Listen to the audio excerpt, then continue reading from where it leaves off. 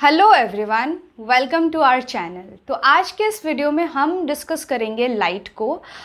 ये part 1 video होगा light chapter का।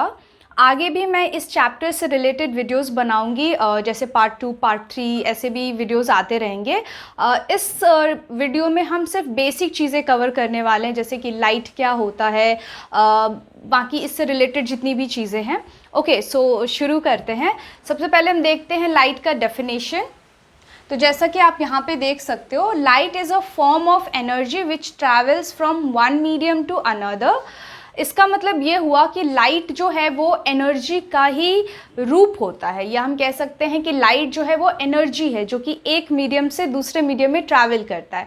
अब ये एक मीडियम से दूसरे मीडियम में ट्रैवल करने का मतलब ये हुआ कि एयर से सपोज करिए कि अभी विंडो से लाइट आ रही है, ठीक है, तो वो लाइट जो है वो अभी एयर में ट्रैवल कर रही है, ठीक है। लेकिन जब हम उस लाइट को एक ग्लास से पास करवाएंगे तो वो मीडियम जो है वो चेंज हो जाएगा फ्रॉम एयर टू ग्लास।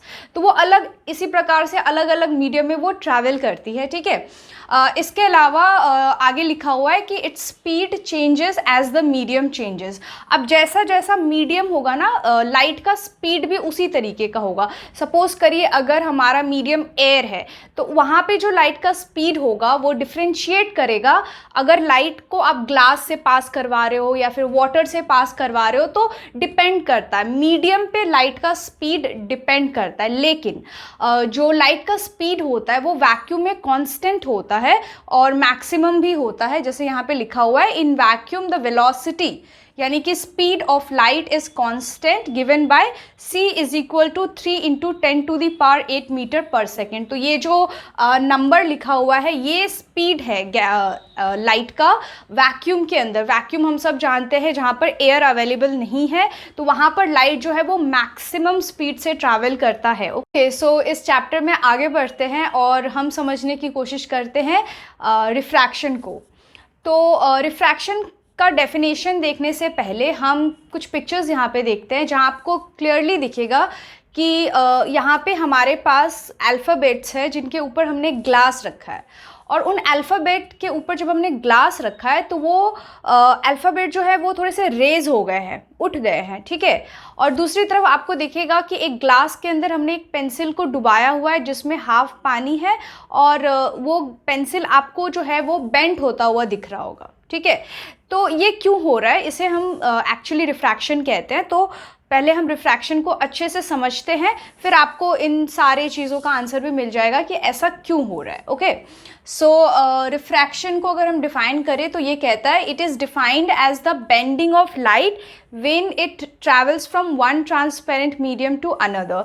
यानी कि रिफ्रैक्शन क्या है? रिफ्रैक्शन वो प्रोसेस है जहाँ पर लाइट जो है हमारा वो बेंड हो जा रहा है, लाइट जो है हमारा वो बेंड हो जा रहा है, क्योंकि वो एक ही समय में दो अलग अलग मीडियम से ट्रैवल कर रहा है। तो वो अलग मीडियम हो जाने के कारण, मीडियम में चेंज हो जाने के कारण लाइट जो है वो बेंड हो जा रहा है, ठीक है, जिसे हम रिफ्रैक्शन कहते हैं। रिफ्रैक्शन को एक और तरीके से आप डिफाइन कर सकते हो कि refraction can also be defined as the change in speed of light when it travels from one transparent medium to another. यानी कि सपोज करिए कि एक मीडियम है आपके पास एयर, और वहाँ से लाइट गुजर रही है। तो वहाँ से जब लाइट गुजर रही है तो उसका जो स्पीड है, और जब वो एक सपोज करिए ग्लास को जब वो हिट करती है तो उसके बाद उसके स्पीड में बदलाव आता है। यानी कि जो स्पीड लाइट का एयर में था और जो स्पीड लाइट का उस ग्लास को टकराने के बाद आया है उसमें अंतर है, जिसके कारण लाइट जैसे आ रही थी अब वो वैसे नहीं आएगी, ठीक है, क्योंकि वो जो है वहाँ पे स्पीड का बदलाव हुआ है, जिसके कारण लाइट जो है हमें बेंड होती हुई यानी कि मुड़ती हुई दिखती है। रिफ्रैक्शन को हम और भी अच्छे से समझेंगे नेक्स्ट वीडियो में एक डायग्राम की मदद से, और इस चैप्टर को आगे लेके जाएंगे। आई होप आप लोगों को यहाँ तक चीज़ें समझ में आई होंगी लाइट चैप्टर के बारे में, एंड ये वीडियो आपको हेल्पफुल लगा होगा, पसंद आया होगा। अगर ऐसा है तो आप इस वीडियो को लाइक करिए, हमारे चैनल को सब्सक्राइब करिए। Thank you so much for watching.